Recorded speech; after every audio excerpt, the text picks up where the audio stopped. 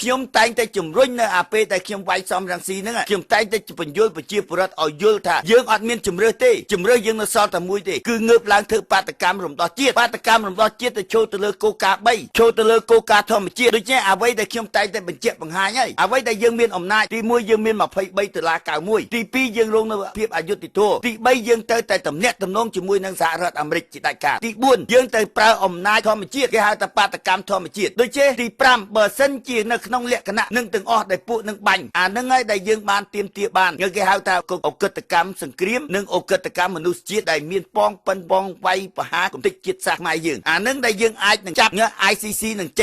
េញជាផ្លូវការតែផ្ទុយទៅវិញយើងមើលឃើញថាតើសំរងស៊ីតើវាមានគំនិតធ្វើអញ្ចឹងអត់ចង់បញ្ចប់វាគេហៅថាបង្រួមជាតិមិនយកខ្មែរណាធ្វើជាសត្រូវហើយសសៀគឺដើរចូលទៅបង្គ្រប់កិច្ចឲ្យពួកនឹងទាំងអស់នេះតែសបញ្ជាក់បង្ហាញឥឡូវនេះប្រជាពលរដ្ឋតាមស្រុកខ្មែរទាំងអស់គេមើលឃើញហើយឥឡូវវាអត់មានទៅធ្វើអីទេវាកំពុងដើរសួរសុខទុក្ខគេអ្នកលក់ដូរតាមទីផ្សារទៅតែយើងសូមសួរថាទួលនីតិយើងដើម្បីទាមទាររំដោះជាតិទិដ្ឋផលប្រយោជន៍បញ្ហាជាតិតើវាស្ថិតនៅកន្លែងណាមើលទៅយើងមើលអាគំនិតសំរងស៊ីហ្នឹងតើវាមានគំនិតរំដោះជាតិទេបានន័យថាគំនិតវាគិតតែដើរលេងអត់មានខ្វល់រងចាំតែពេលវេលាដើរ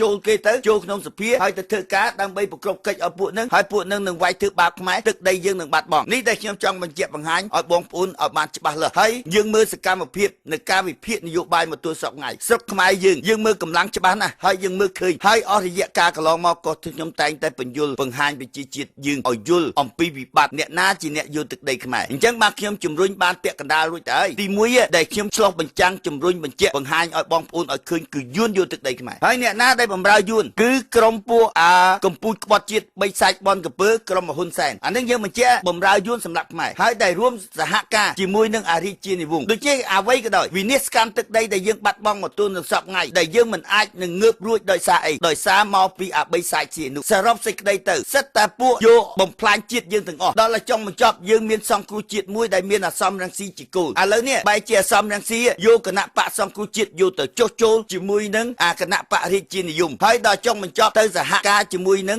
គណៈបកកពើអានឹងហើយគេហៅថានយោបាយត្រីកោណអានេះដែលខ្ញុំចង់បញ្ជាក់បង្ហាញឲ្យបងប្អូនឲ្យបានច្បាស់លាស់ហើយនឹងមើលបន្តទៀតហើយខ្ញុំណាដើម្បីឲ្យជំរុញឲ្យបងប្អូននាំចាប់អារម្មណ៍បន្តទៀតឥឡូវឲ្យបងប្អូនយើងនាំគ្នាត្រឡប់ក្រោយហើយឆែកនៅរាល់សម្ដីរបស់សំរងស៊ីដែលវានិយាយថាវានឹងឲ្យហ៊ុនសែនអើយចុះចេញទៅវានឹងរោគភាពយុត្តិធម៌ឲ្យប្រជាពលរដ្ឋហើយសម្ដីវាថាវាឈ្នះហើយរឿងឡើងវេទិកាឡើងនិយាយនៅពេលណាក៏ដោយក៏វាស្រែកថាយើងឈ្នះហើយឥឡូវហ្នឹងតើយើងយកស្អីមកឈ្នះដូចជាប្រទេសជាតិយើងកុំពីថ្ងៃហ្នឹងទៅសបញ្ជាក់បង្ហាញឲ្យឃើញក្រុមពួកអាកម្ពុជាចោលបត់ជាតិបីសាច់បនកំពើវាមានជំហរវាមានឆន្ទៈដ៏ខ្លាំងក្លាហើយពីព្រោះវាមើលឃើញថាគណៈបកសង្គ្រោះជាតិដឹកនាំទៅដោយសំរងស៊ីដែលនាំគណៈបកសង្គ្រោះជាតិទៅចុះចូលគេហើយគេបានបដិសេធគេបានបញ្ជាក់បង្ហាញច្បាស់ហើយគេមិនព្រមបោះឆ្នោតរូបភាពអយុត្តិធម៌ដែលយើងរងភាពអយុត្តិធម៌នៅអាណត្តិទី5ទេហើយបើយើងចង់តវ៉ាទាមទារទៅតវ៉ានៅអាណត្តិទី6ហើយដល់ចុងបញ្ចប់បងប្អូនមើលឃើញហើយសកម្ម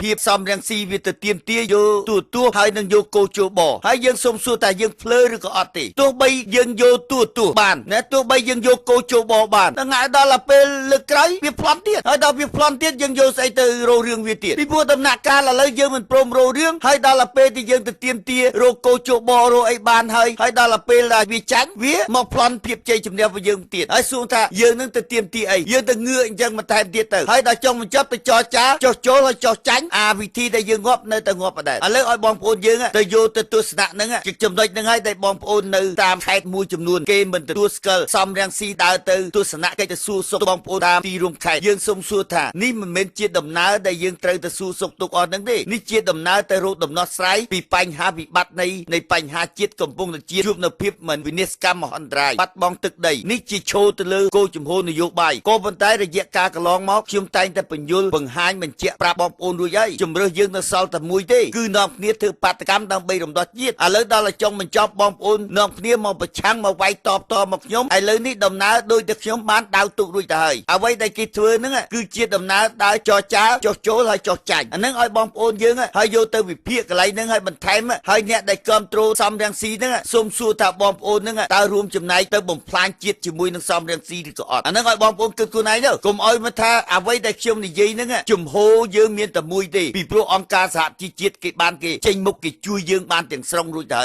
ើយហេតុបានហៅថាអង្គការសហជីវជាតិគេជួយ ជួយយើងពីព្រោះគេចេញមកគេបានដាច់ជំនួយពីរឿងកុំឲ្យហ៊ុនសែនមានកម្លាំងឥឡូវនេះបែរជាសំរងស៊ីទៅលើកកម្លាំងទៅឲ្យហ៊ុនសែនវិញអដែលយើងសូមសួរថាតើសំរងស៊ីហ្នឹងវាជាអ្នកដែលក្បត់ជាតិឬក៏អត់ទេឥឡូវយើងមើលឃើញទស្សនៈបញ្ជាក់បង្ហាញច្បាស់ណាឥឡូវពីបញ្ហាដែលយើងជួបទៅវិបត្តិអស់ហ្នឹងឥឡូវឲ្យសូមឲ្យបងប្អូនយកទៅវិភាគអ្វីមកទល់នឹងសពថ្ងៃតើសំរងស៊ីវាសមជាមេដឹកនាំទេបើសិនជាយើងមិនទម្លាក់សំរងស៊ីចេញទេយើងគុំសង្ឃឹមតែយើងរំដោះទឹកដីបានឲ្យសោះនេះយើងអត់មានដំពេលវេលាណាវែងឆ្ងាយទេដើម្បីទប់ស្កាត់កុំឲ្យការចូលរួមជាមួយនឹងនៅក្នុងសភាដរាបណាតែទម្លាក់សំរងស៊ីចេញជាដាច់ខាតហើយយើងនឹងរើសអ្នកថ្មីដើម្បីទាមទាររកភាពអយុត្តិធម៌ពីអាណត្តិទី5ដើម្បីជួយជំរុញឲ្យអង្គការសហប្រជាជាតិមករកភាពយុត្តិធម៌ឲ្យយើងបើយើងមិនមានកម្លាំងដែលងើបដល់ខ្លួនឯងទេគុំសង្ឃឹមថាគេនឹងបកគលអំណាចឲ្យយើងវាគ្មានអាណាទៅធ្វើបាតកម្មស្មឹងស្មាតបាតកម្មជ្រៀងរំហើយនឹងបាតកម្មអហិង្សាទេអ្វីដែលយើងទាមទារដើម្បី